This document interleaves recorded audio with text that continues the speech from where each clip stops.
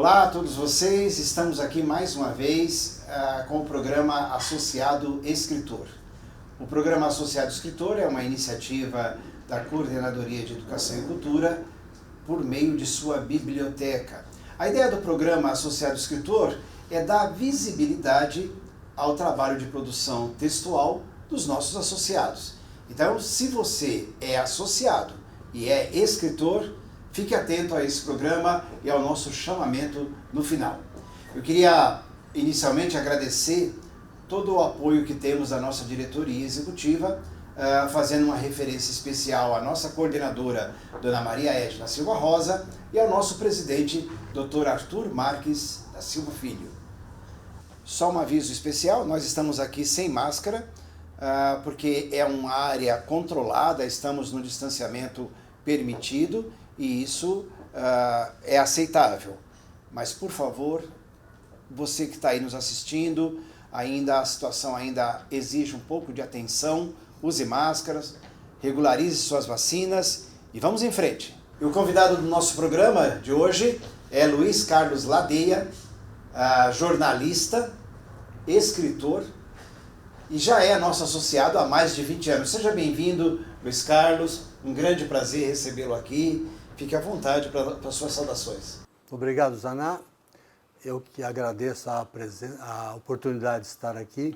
Eu gostaria de destacar a importância desse trabalho feito pela associação, valorizando o trabalho daquelas pessoas que se propõem a escrever num país em que há uma carência muito grande de pessoas adeptas da leitura. Eu gostaria inicialmente de apresentar o nosso convidado, Luiz Carlos Ladeia.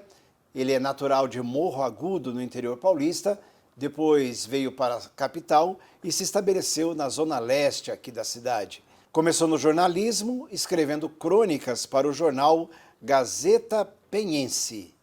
Foi repórter em vários veículos de comunicação e também nas assessorias de imprensa da Siemens e da Assembleia Legislativa do Estado de São Paulo, onde se aposentou em 2015.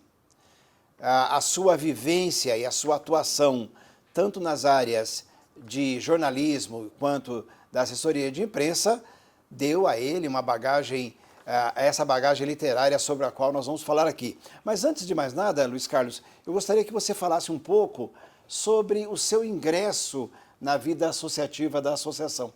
O negócio mais ou menos é incrível, porque eu participei muito pouco, infelizmente eu participei muito pouco da vida na associação. A questão de uns 20 anos, um pouquinho mais, uma pessoa me falou, por que você não ingressa na Associação de Funcionários Públicos?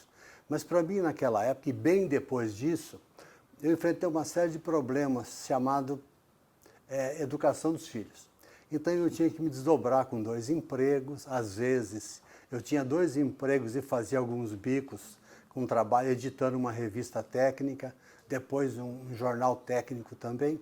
Então eu tinha muito pouco espaço para o lazer.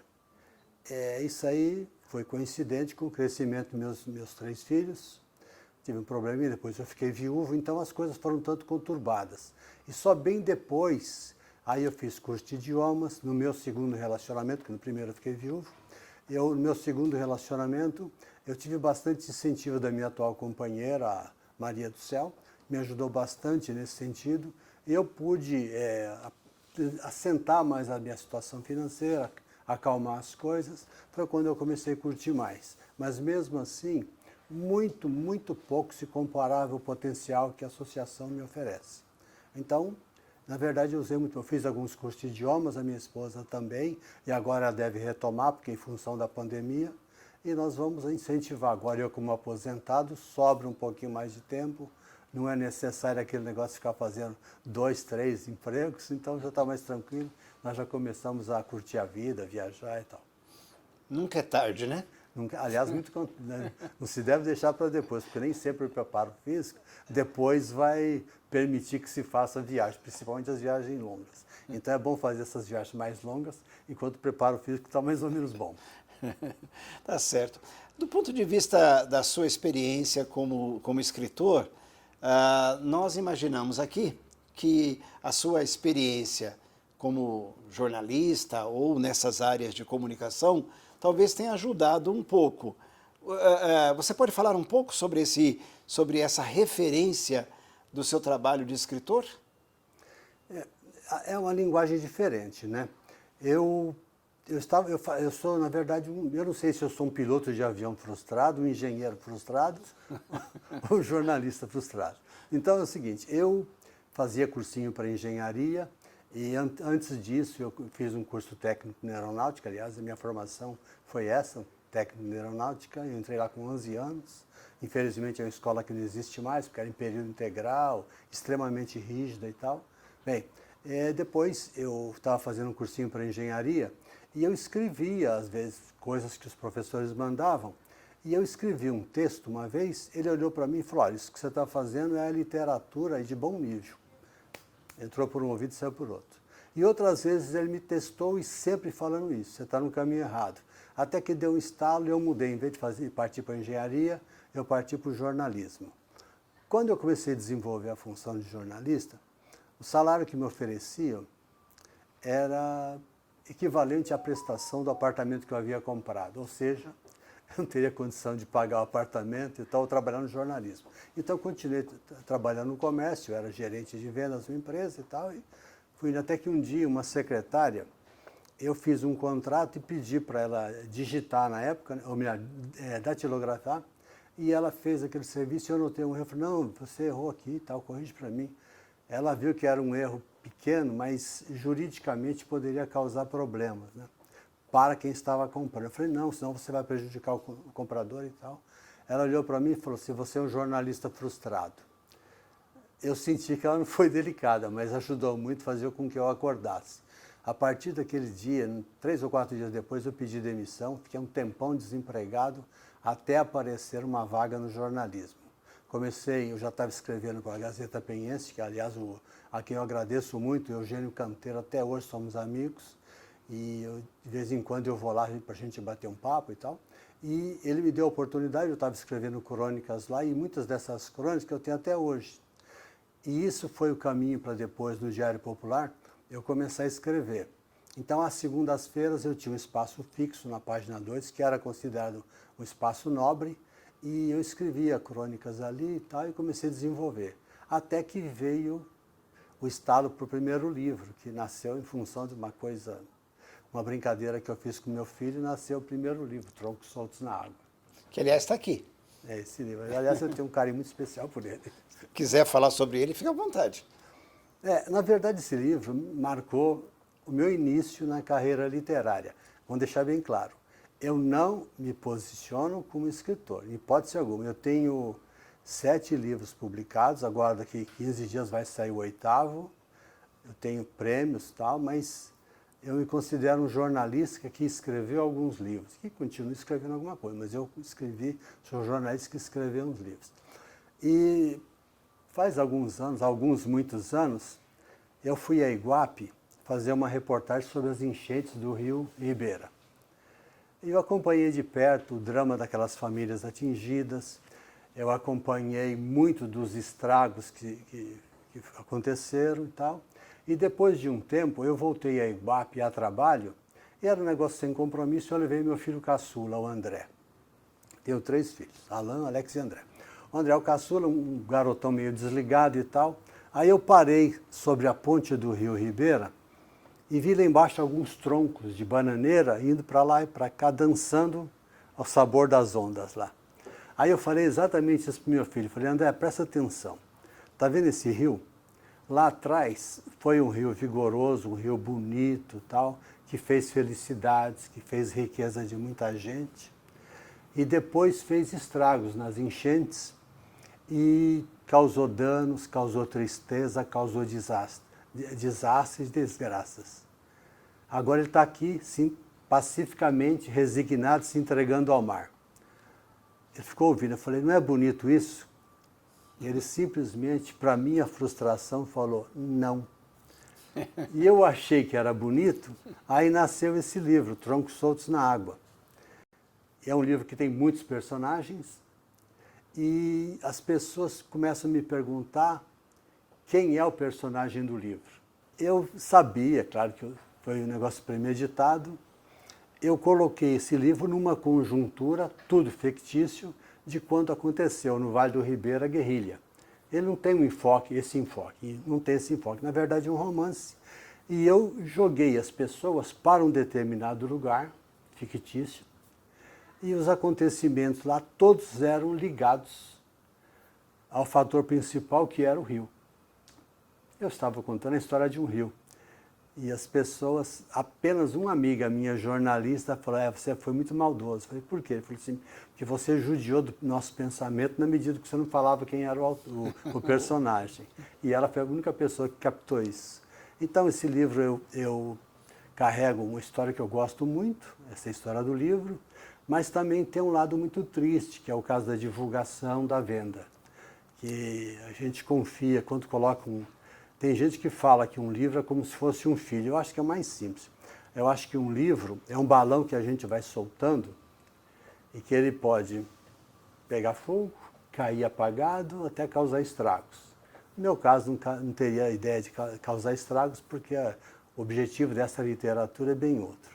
E eu sei que depois, em função do que a editora fez, o que fazem as editoras e tal, ficou meio frustrante, mas eu não me arrependo. Muito pelo contrário, esse foi o primeiro, vieram outros depois. Agora, na Bienal, eu lançaria um outro livro, mas aqui vai uma revolta, não vou lançar na Bienal, que é uma maneira do meu protesto, posso até explicar isso. Então, eu vou fazer o lançamento agora, talvez daqui uns 15, 20 dias, no Clube Esportivo da Penha, que é um clube que tem 15 mil associados. Tem muita gente que, aliás, nós estamos montando lá um clube de leitura e quero lançar lá com a seguinte condição. Eu não vendo meus livros, eu troco os livros por alimentos ou material de fralda geriátrica, essas coisas assim, que são destinadas às instituições de caridade e tal. Então, o próximo vai ser assim. Agora, talvez você me pergunte, por que você não vai na Bienal? Eu sei que você ia me perguntar isso. Você facilitou o meu trabalho, é só isso. Por que eu não vou na Bienal? Eu fui na Flip para lançar um outro livro, lá em Paraty, e vi toda uma estrutura moldada para divulgar o nome e o livro de uma atriz global. Não vou entrar em detalhes quem é, mas... né?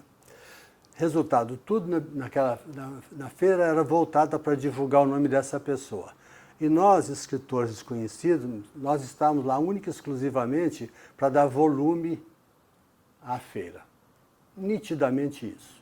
Então a gente vai lá, gasta hospedagem, não vende livros, porque existe toda uma estrutura. Mas tudo bem, valeu a experiência, gostei e tal, não tem problema nenhum.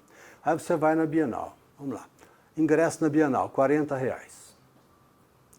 Um livro qualquer hoje, eu vou colocar um livro, é no mínimo 40. Tá? Eu vou ter muito mais que vou colocar 40. Então a pessoa já vai gastar R$80. Aí ela vai pagar estacionamento, caro, tá bom? Apesar que, como vai ser agora no Center Norte, tem a opção de se descer no metrô e andar um pouco a pé e chegar lá. Mas estou colocando para quem vem, por exemplo, de longe e tal. Aí vai pagar um lanche, é caro, um copo d'água é caro, se vai optar por uma pipoca, tudo é caro.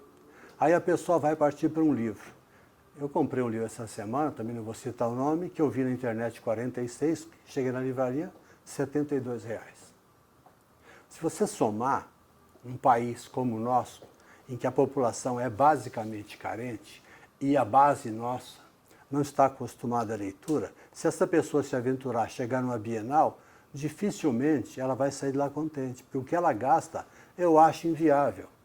Dizem que as editoras, faz de conta que eu não sei, as editoras têm o subsídio, mas a estrutura montada, ela deveria ser muito mais simples para cativar eleitor. Desculpe, leitor, porque eu estou pensando em eleição também. Aliás, eu tenho um livro sobre isso aí. Então, acho que quando o teatro faz peças populares, ele está fabricando, está cativando o leitor. Quando faz peças infantis, está fabricando o leitor, o frequentador de amanhã. A Bienal não está fazendo isso, a Bienal está ganhando dinheiro. Podem não gostar do que eu estou falando, não tem problema nenhum, mas é uma estrutura voltada para ganhar dinheiro. Então, o lado cultural vai sendo relegado a um segundo plano. Eu acho um negócio que... Então, para ser franco, pode ser que eu participe de outras? Pode ser. Eu tenho mais 3 livros prontos lá fora, os que vai sair agora. Pode ser até que eu participe, mas eu, para ser sincero, eu deixo a minha revolta, porque eu acho que isso aí não deve ser feito.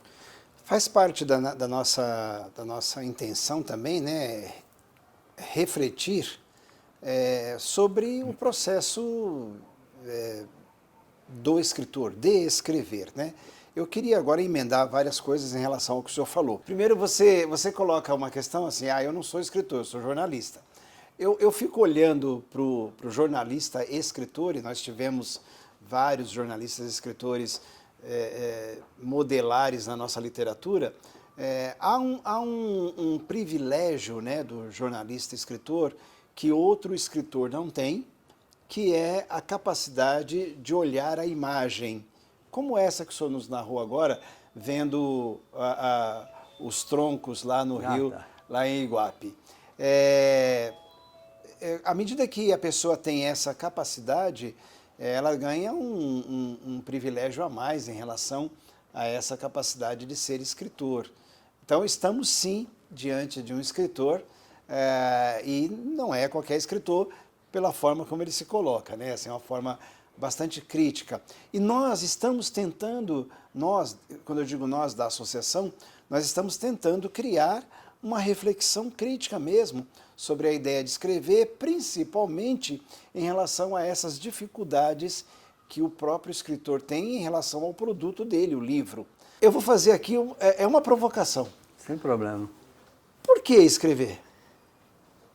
Olha, a pergunta não é difícil de responder para mim. Para mim não é difícil de responder. Pelo seguinte, eu não viso dinheiro, sinceramente. Porque eu tenho uma situação em que eu posso pagar uma edição, não muito, 300, 400, 500 exemplares e tal, e colocar como se fosse um balão que eu solto aí, tal, não sei para onde vai. O vento que o diga. Então, como eu não viso dinheiro, porque eu sei que eu não vou ganhar, aliás, eu ganhei dinheiro só uma oportunidade de um livro que está aqui e tal, porque eu ganhei um concurso lá em Pernambuco. Então, eu não viso dinheiro, certo? Mas eu quero que amanhã ou depois, alguém, o meu neto, meu bisneto e tal, possa chegar em algum amigo e falar, tá vendo, isso aqui foi meu avô que escreveu. Eu quero só isso. Lá na frente, o que eu escrevo pode ser uma tremenda baboseira, porque a sociedade vem caminhando, e principalmente esse jovem, não vou colocar uma criança que está saindo, que está surgindo hoje aí, eles vêm com a cabeça diferente. Tomara que um desses meus netos, lá no futuro, fale, tá vendo isso aqui, ó? Isso aqui é legal, bonitinho e tal, foi meu avô que escreveu. Já é o suficiente. Só um parêntese. Quando eu lancei esse livro aqui, na Bienal, né, aí no Anhembi, chegou uma senhora para mim, que eu não vou poder dizer o nome, porque ela tem 82 anos hoje.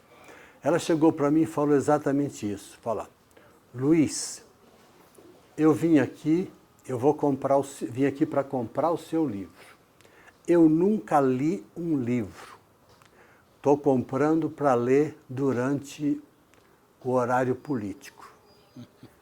Graças ao famigerado horário político, eu ganhei uma leitora. Ela falou exatamente isso. Eu nunca li um livro. Bom, depois daquele dia eu fiquei sabendo que a dona Vilma, no horário político, ela pegava o livro e começava a ler devagarzinho. Quem perdeu com isso foi a empregada, porque todas as noites ela ajudava a empregada a limpar a casa e tal, a lavar a louça e tal. E a partir daquele dia, essa senhora, que eu não vou falar o nome, que quase eu falo agora, ela deixou de ajudar a empregada e ela passava a ler. Eu não sei se ela continua lendo, mas o meu livro eu sei que ela leu, porque depois, em encontros posteriores lá, ela confessou que tinha lido. Então, só o fato dessa senhora ter lido esse livro, só o fato de eu ter feito dela uma leitora, só isso já justifica o que eu fiz, só isso dá razão para que eu continue fazendo. Apenas uma leitura que eu sei já é o suficiente para me deixar contente. Ainda mais se os meus netos, daqui a alguns anos, possam fazer a mesma coisa. Então eu estaria duplamente feliz. É uma bela resposta. Sair pela tangência? Não, respondeu bem. Notamos aqui, né, do ponto de vista de gênero literário, a ocorrência de contos, crônicas, romance. Essa é uma escolha consciente ou é o trabalho do jornalista levando a essa definição? Não, eu tenho uma maneira de escrever. Para mim não é difícil. Por exemplo, eu vejo esse copo aqui, dissertar sobre isso. Eu tenho essa facilidade, tá? Eu tenho essa facilidade. Só que muitas vezes eu esbarro no estilo literário e estilo jornalístico. Tenho, certo? Na medida, eu fiz uma palestra recentemente para uns professores e fiz algumas para estudantes e tal. E eu sempre deixo bem claro, para o professor não, mas para o estudante, principalmente garoto de segundo grau e tal, eu falo para eles o seguinte: você começa a escrever na medida que você começa a observar. E o importante é observar, porque você começa a captar. Não adianta eu chegar e falar que aqui tem um copo d'água. Por trás desse copo d'água pode ter um cara que fabricou o copo, manipulou a areia, que deu emprego para alguém dessa fábrica. Por trás dessa água tem a captação, tem a embalagem, tem o transporte, tem o camarada que vende, tem o camarada que compra. Então, por trás de um copo d'água tem toda uma estrutura que a pessoa, na medida que ela começa a observar, ela começa a ganhar argumentos para escrever. Então, primeiro, o pontapé inicial é aprender a observar, mas não observar o todo. É o todo e os pequenos detalhes que estão embutidos no todo. E eu faço isso automaticamente. Por exemplo, passo um ônibus, eu rapidinho tentar quantas janelas tem. Isso é neurose? É. Eu vejo uma carreta na estrada, bom, tem 22, 32 rodas. Sabe? Por que isso? É a mania de observar. É claro que eu vou ficar nesse livro, Uma Serpente na Janela, um pouco daquele observador sou eu. É o cara que simplesmente está andando na cidade, fica tentando imaginar o que todo mundo está pensando, de repente ele está num turbilhão. Eu não chego a isso, em hipótese alguma, não tem esse, né? Não existe isso é fictício. Mas na medida que as coisas estão acontecendo, eu estou prestando atenção. A minha esposa até brinca comigo e fala, pô, em vez de você dormir, você está escrevendo um livro? Não. Muitas vezes eu acordo de madrugada e estou pensando. Isso sacrifica o meu sono. Aí você vai falar, é neurótico. É neurótico. Eu fiquei com a ideia da observação. Isso é interessante até para quem está nos assistindo e de repente, né, se vê tentado por esse caminho da escrita. Isso é muito interessante, desenvolver a capacidade de observação. Eu acho que isso é importante. Mas eu gostaria também, assim, que nós separamos esses dois livros. Você já falou do Troncos Soltos na Água. O Guatambu, né, que está aqui, ele foi um livro premiado, recebeu o prêmio Bunkyo de literatura da colônia japonesa aqui no Brasil. Eu acho que seria interessante para nós aqui que estamos vendo esse programa e conhecendo principalmente os nossos associados escritores, você pode falar um pouco sobre esse livro? Sem problema. É o seguinte, isso aí, os meus pais, eu sou filho de uma família, uma mistura danada. Os meus avós maternos vieram da Calábria, italianos. E os meus avós paternos vieram do interior da Bahia. A viagem deles para São Paulo durou 3 anos. Eles vieram a pé, andava, parava um pouquinho, trabalhava, andava, parava um pouquinho, trabalhava, e foi assim 3 anos. Meu pai saiu da Bahia com 6 anos, chegou no interior de São Paulo com 9 anos. Então, eu sabia do drama deles. Em cima desse drama, eu inventei uma história. Em hipótese alguma, tem parente meu, nada disso. É uma família que veio de lá e se instalou no interior de São Paulo, numa época em que havia uma família, que aliás, isso é verdadeiro, ela fazia o que bem queria contra os mais humildes. Então, aquela opressão, sabe, existiu e tal. E nesse texto eu uso o estilo realismo mágico. É o estilo do Gabriel Garcia Marques, em que eu estou mexendo com temas, sonhos, temas oníricos que eles falam aí, tema muito sofisticado, mas é usar sonho, mistério, essas coisas. Então, eu adoto essa linguagem para esse livro contando a adaptação de uma família no interior de São Paulo, a chegada do imigrante japonês, chegando, as barreiras que eles enfrentaram, muito inferiores às barreiras que o migrante enfrentava nessa região. E eu vou narrando isso, e em cima disso eu conto uma história de amor entre duas pessoas e tal. Então, essa história está muito, tá muito concatenada, todo o texto, porque eu abordo um mundo do tropeiro, um mundo do boiadeiro, do violeiro, e quem conta a história é um personagem gago. Ele conta a história e, de repente, ele se integra na história de uma forma que ele vai ficar um personagem muito vivo. Assim como nesse livro aqui, Os Cristais de Madalena Rios, que eu narro uma história de uma mulher que sai pelo mundo à procura de uma pessoa, em que tem um personagem que praticamente não fala nada, e ele é tão forte na história que todo mundo se lembra dele. Aqui acontece a mesma coisa. E aqui esse personagem está escondido. Então, é um estilo que eu tenho e não sei como eu desenvolvi isso nasceu, sei lá. Agora, só por curiosidade, né? Pela trama, por que o livro foi premiado por uma instituição oriental? Há alguma relação? Não. Por uma coincidência, tem um capítulo que narra o problema que eles enfrentaram no país, no interior de São Paulo, por coincidência. Tá? É diferente, por exemplo, aquele livro Corações Sujos, do Fernando Moraes, em que ele aborda o drama daquelas pessoas que não aceitavam a derrota na guerra. Esse aí não, só tem um capítulo. E eles japoneses, eles se sentiram homenageados do todo. Inclusive eu conversei com eles sobre isso. Eles se sentiram homenageados, certo? No todo, por estar incluída a presença japonesa, e eles disseram que pela estrutura literária, por isso que eles me premiaram. Mas é um estilo um pouquinho diferente dos outros. Um pouquinho diferente. Agora, é um livro que eu tenho um carinho muito especial porque alguma coisa, de fato, é real. Por exemplo, tem um personagem que toma um tiro descendo de um burro, né? E esse personagem existiu, foi meu avô, certo? Então, foi um personagem, não é o meu avô, foi um personagem que está nessa história aí. Mas o livro em si, para mim, ele é cativante. Assim como esse aqui, Os Cristais de Madalena Rios. Fique à vontade para se referir. Não, eu só para mostrar a capa, certo? Desses livros, eu fui verificar em casa e sobrou um. Certo?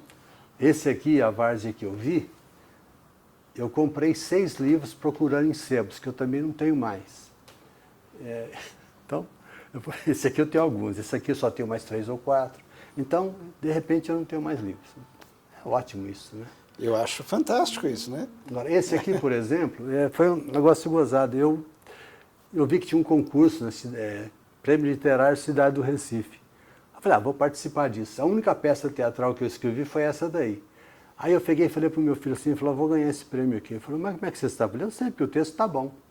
Eu falei, mas é brincadeira, certo? Porque eu tenho umas coisas que acontecem comigo. Faz algum tempo aí eu fui fazer pós-graduação na USP e o primeiro colocado ganharia a bolsa, né? Aí eu cheguei nos meus filhos e falei, vou aprender a ensinar uma coisa para vocês, eu vou ser o primeiro. Aí o meu filho caçula desse livro aqui falou assim para mim, por que você está falando isso? Você vai ver só. Tirei 9,5 na prova escrita. Aí fui para um processo seletivo lá, eu não vou entrar em detalhes, mas em função do meu trabalho na Assembleia Legislativa, uma examinadora falou assim para mim, quem vai pagar o curso é você ou a pessoa que você trabalha? Aí eu dei risada porque eu sabia que eu ia perder o prêmio. Então, ia perder a bolsa. Aí aconteceu tudo bem, mas seja lá o que Deus quiser. Isso aí era interesses que haviam. Tempos atrás eu fiz uma reportagem com umas denúncias e tal, mas você não vê o caso. Só por curiosidade, o Passos de Ontem, né, que é esse livro ao que o senhor se referiu agora, que foi uma peça, ele já foi encenado? Para ser sincero, eu não sei, porque eles publicaram esse pequeno livro, me mandaram, acho que uns 200, 300 exemplares, Devo estar uma meia dúzia lá em casa e eu não sei, porque não tem controle disso. Não tem controle. Acaba sendo de outra... Não tem como. Por exemplo, esse aqui, uma pessoa mandou para a Globo para ver se... Eu acho que daria uma minissérie, mas isso aí não é coisa para agora. Não, então, Nossa, então estamos aí diante de um associado escritor pré-global.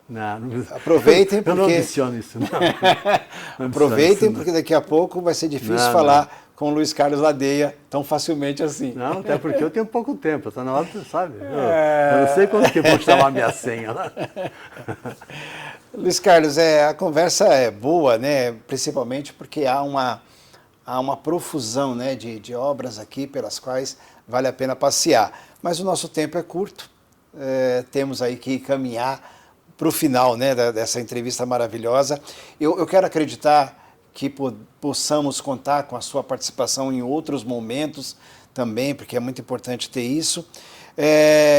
Agora eu queria, só para finalizar, retomar aquela postura crítica anterior, né? Assim, um dos maiores problemas em relação principalmente ao surgimento de novos autores é essa dificuldade de se lidar com o mercado editorial, esse que você estava abordando lá no começo.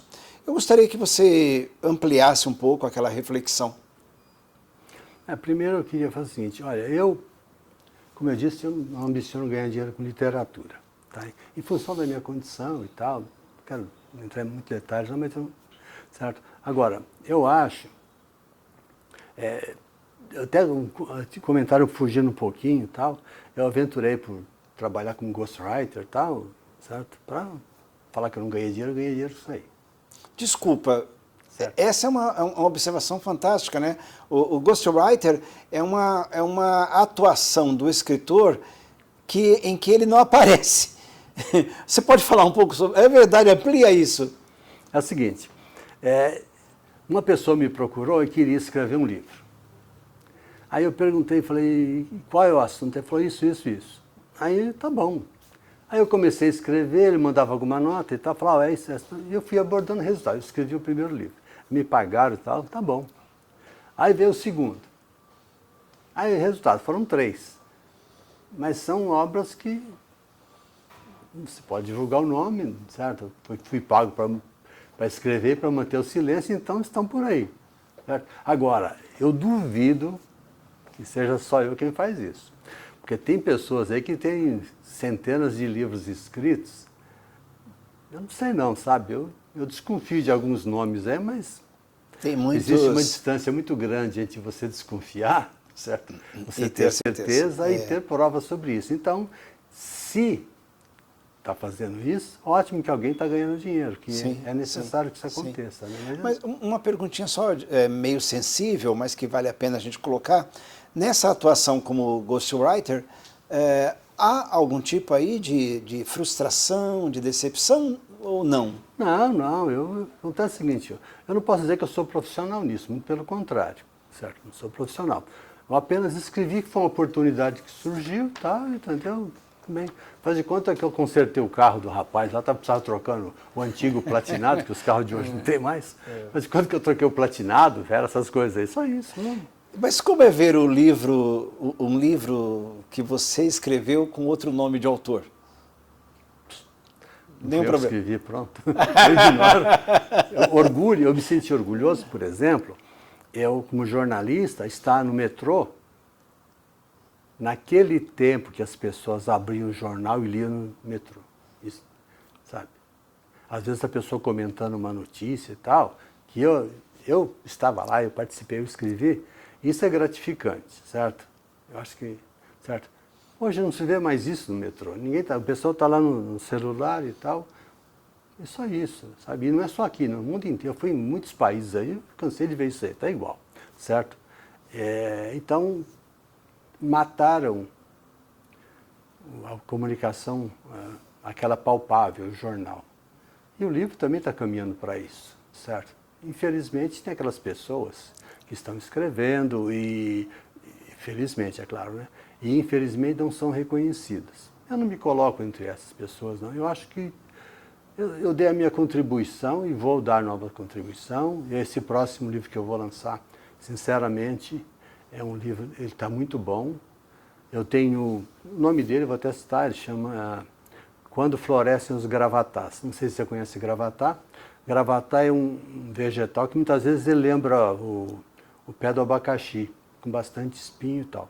Então, é uma planta que floresce no outono, mas quem vê o livro vai pensar que eu estou com uma aula de botânica, mas não é não, certo?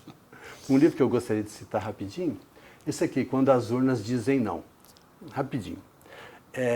Se você entrar numa campanha política, e eu trabalhei em várias, você vai ficar vendo que aparecem pessoas que sabem todas ganhar a eleição. Se você se candidatar, nós te ajudamos. Ninguém ensina a perder a eleição. Tem um livro de um autor baiano que ensina a perder uma eleição, só que ele vai mais pela parte teórica e tal, e eu vou pela parte prática. Eu ensino a pessoa a fazer aquele conjunto de besteiras que culminam no auge que é perder a eleição.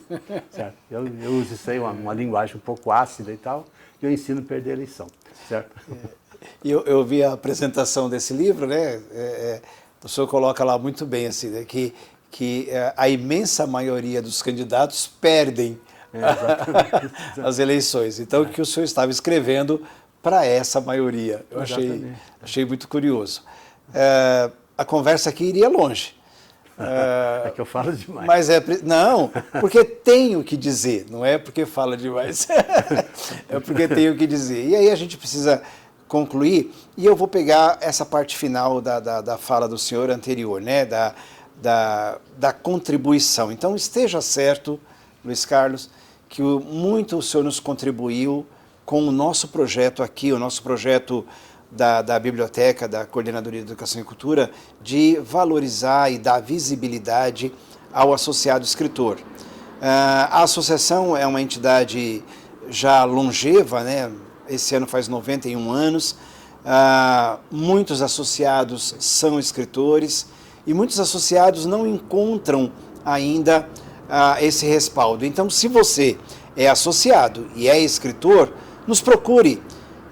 Você está vendo aqui na tela os contatos, e-mail, telefone, faça contato conosco, venha nos procurar, venha fazer parte desse grupo e certamente estaremos torcendo para que você esteja aqui também nos contando sua experiência. Assim como tivemos o prazer de ouvir a experiência do Luiz Carlos, essa produção toda intelectual importante, né, para os nossos tempos. Luiz Carlos, obrigado, um grande prazer, uma honra muito grande poder contar com essa participação maravilhosa. Fique à vontade para suas manifestações. Inicialmente eu quero agradecer a você e toda a equipe que me recepcionou. Eu fico imensamente grato a todos vocês e eu quero enaltecer a importância do trabalho que vocês fazem para divulgar a cultura como um todo.